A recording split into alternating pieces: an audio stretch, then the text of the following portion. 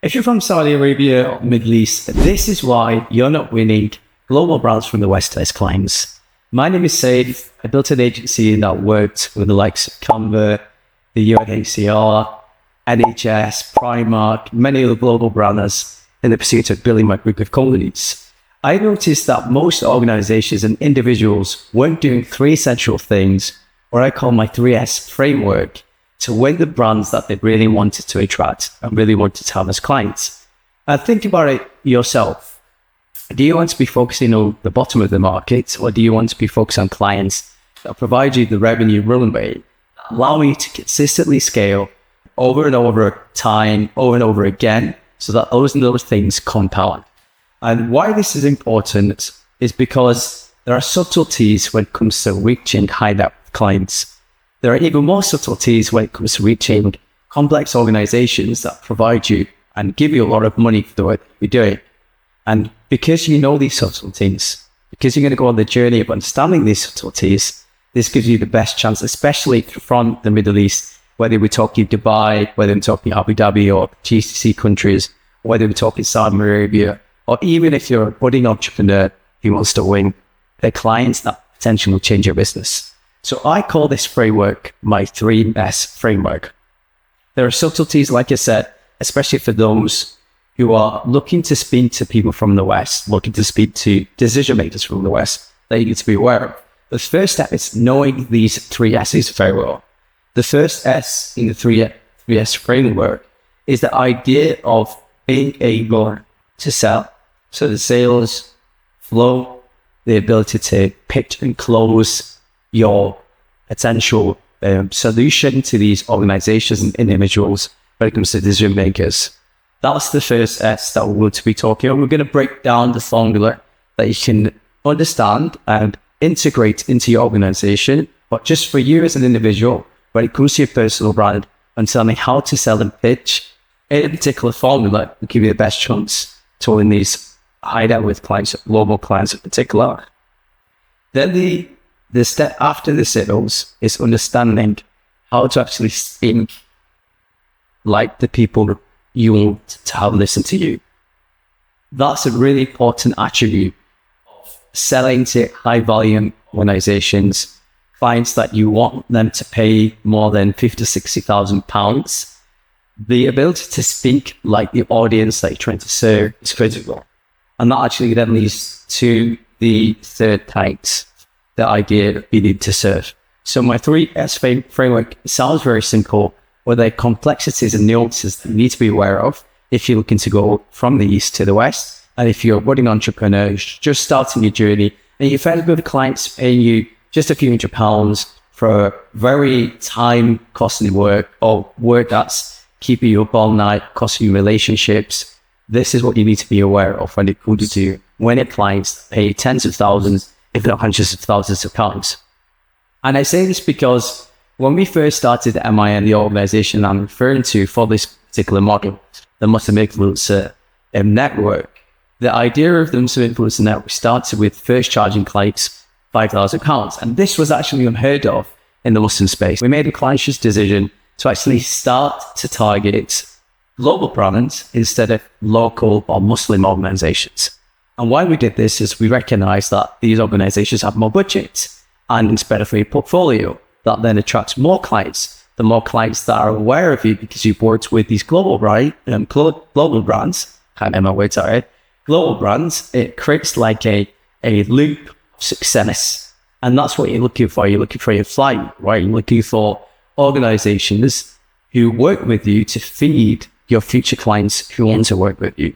And you can only do this by having a great portfolio of clients in the process. So we went from £5,000, that was heard of at first, to then deciding to charge £25,000 for our services, which was running influence campaigns, utilizing Muslim influencers, connecting them to global brands that are overseeing that process.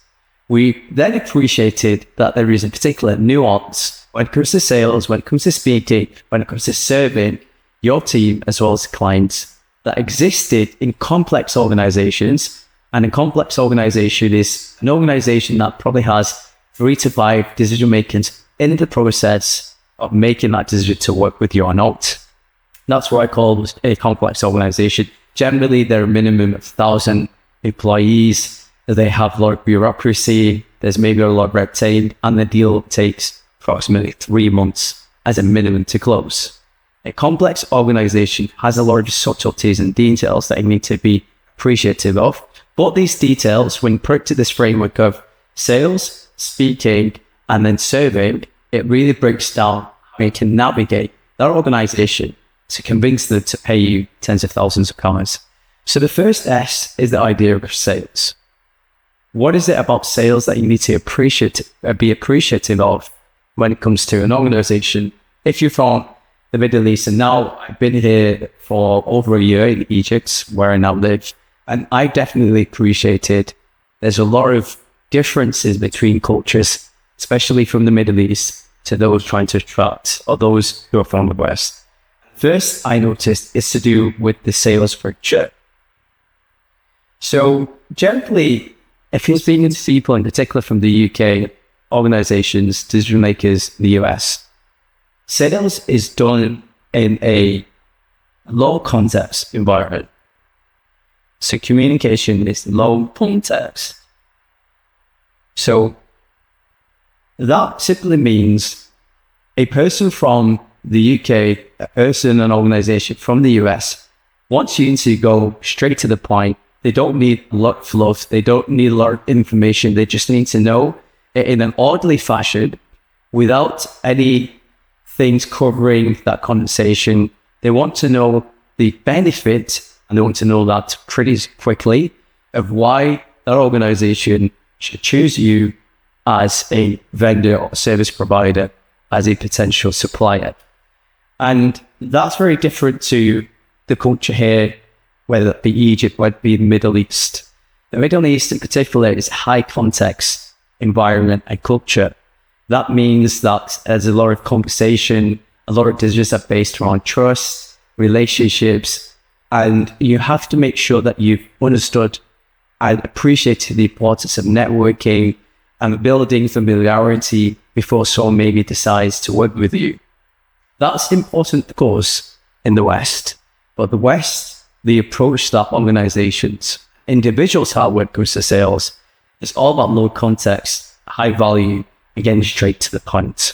So when you present the information, it needs to be structured. When it comes to the sales flow and conversation, it needs to then lead with things like data, as things like understanding how you get linked from A to B, and that needs to be effectively communicated in an efficient way, effective and efficient.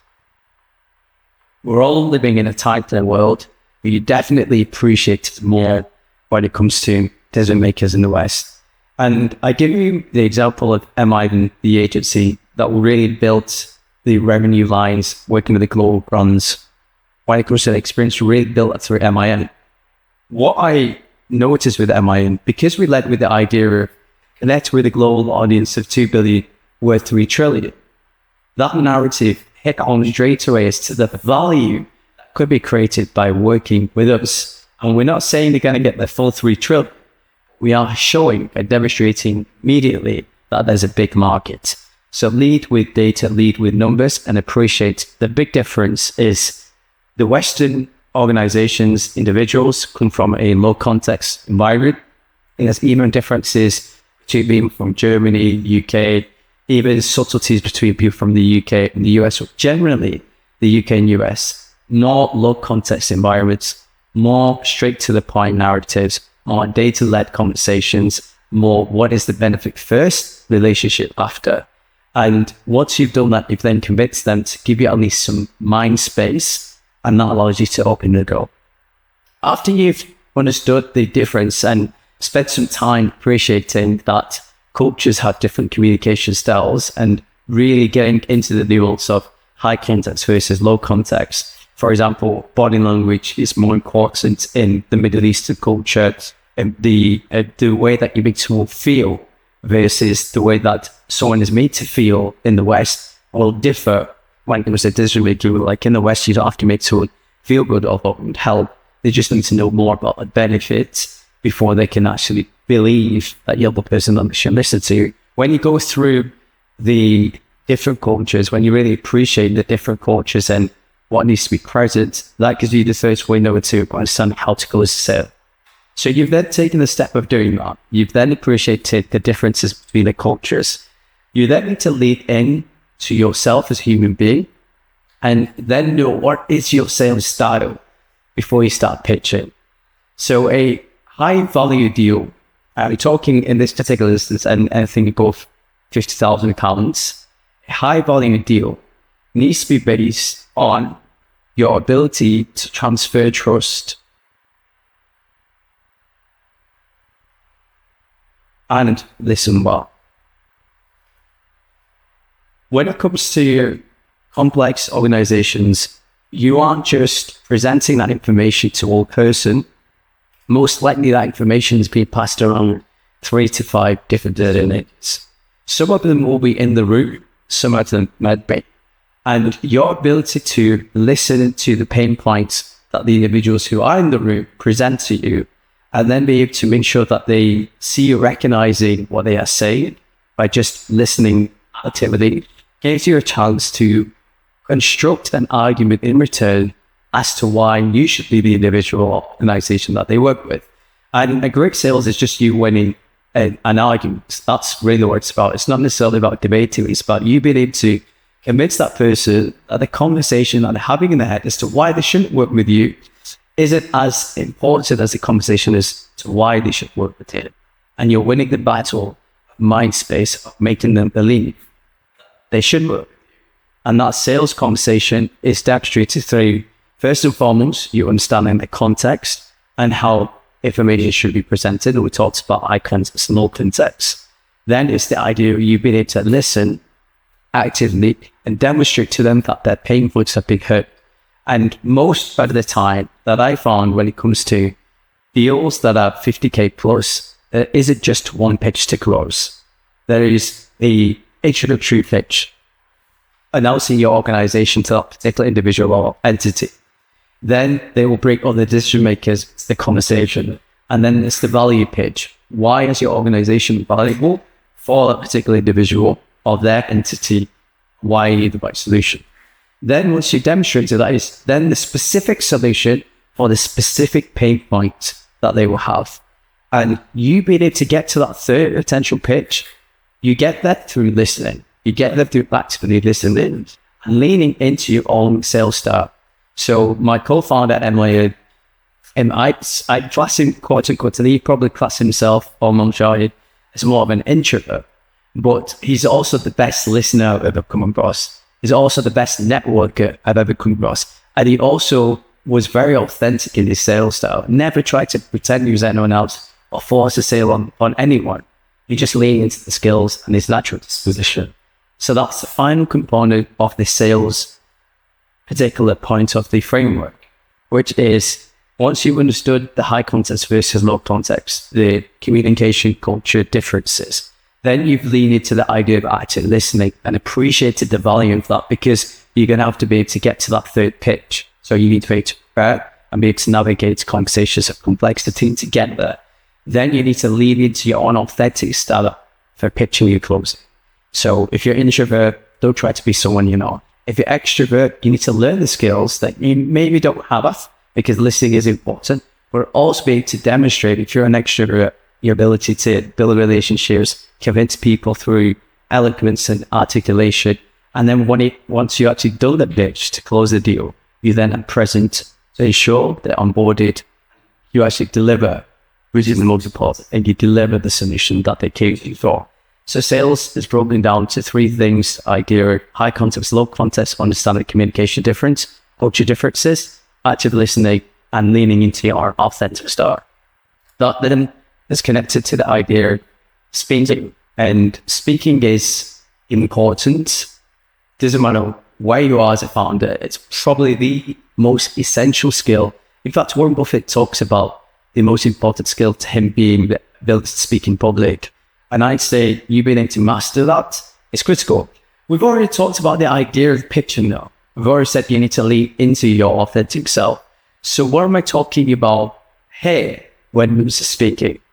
I'm talking about you getting speaking opportunities, because most organizations that are probably wanting to give, or you're hoping they want to give you 50,000 plus, can't just see you present the information as to why they should do that. So, like any good PR campaign, whether it be getting press coverage, whether publications covering what you do, you stand for, speaking and getting speaking opportunities became one of the quickest ways to validate us as an organization as to why these global brands should work with us. So we were in the industry of influencer marketing, the biggest organization when it comes to awards, when it comes to recognition, was the Influencer Marketing Awards and Influencer Marketing Show, IMS. That was the biggest place to speak at, where all the decision makers were going to be. So we then identified was needing to get speaking opportunities there. So the brands that we're trying to convince, whether it be through LinkedIn, direct messaging, building relationships, or email, on the telephone, then hear from someone else and see us on a stage, which also validates us as an organization or us as individuals, because we see it as thought leaders, because we see it as authorities. They then are moved out of the funnel of trust to getting in a position, I want to say, with us wanting them to work with us. So speaking is quick to get us speaking opportunities.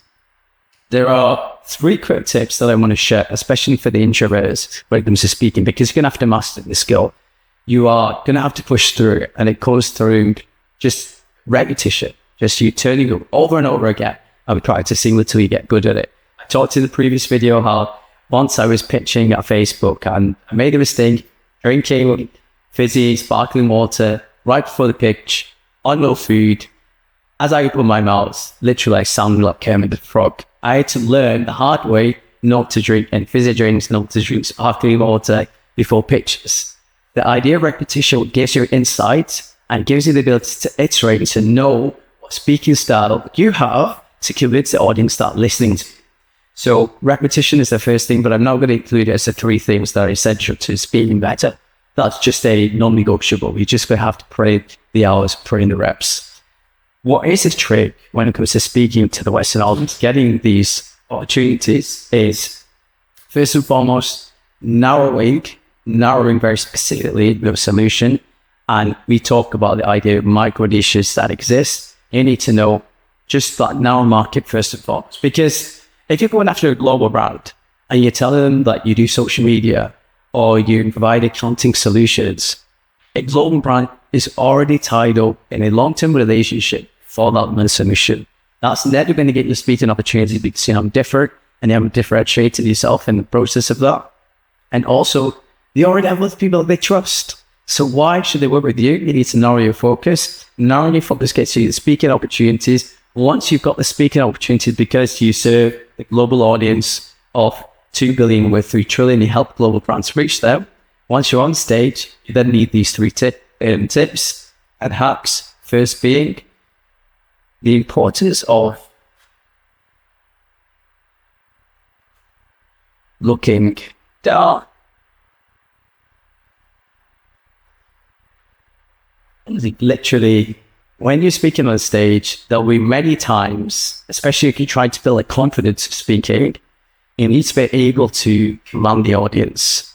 And to be able to command the audience when you've forgotten what you want to say can be tricky because you don't want to look like you're floundering. The best way you can do this, because you need to be able to speak and understand how you get the audience to listen. Looking down gives you the idea, or gives people the idea you're thinking or in thoughts. And this is actually important even when you're pitching.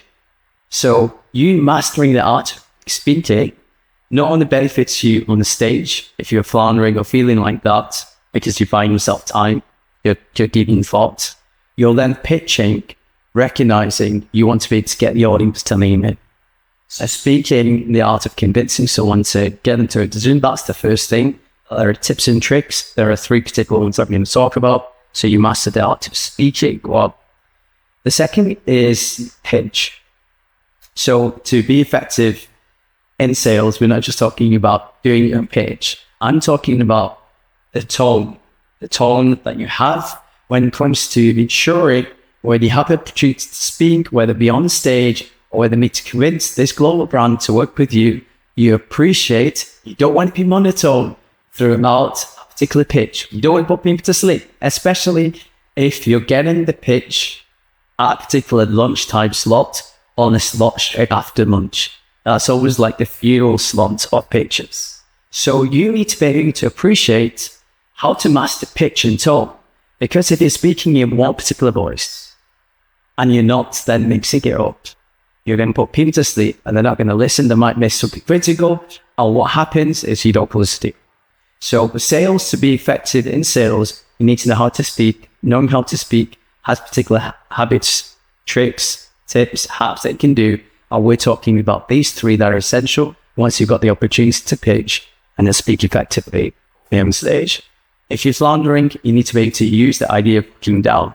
And these are very important when it comes to commanding audiences. The second is the actual pitch and how you present yourself. We then are moving on to pause. So what I've noticed when it comes to Western audiences is most pitches don't focus on the idea of storytelling.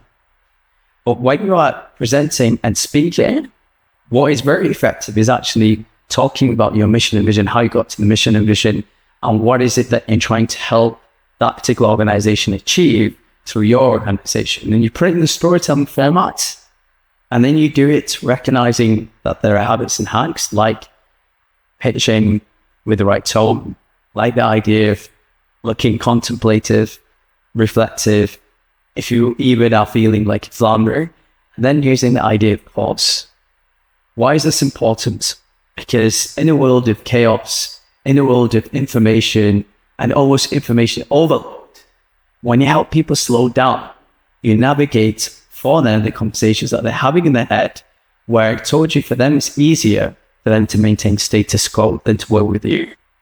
When you use pause, you really clarify and you really define why the organization should work with you, because you are just focusing on a few things that are very critical for the decision-making process.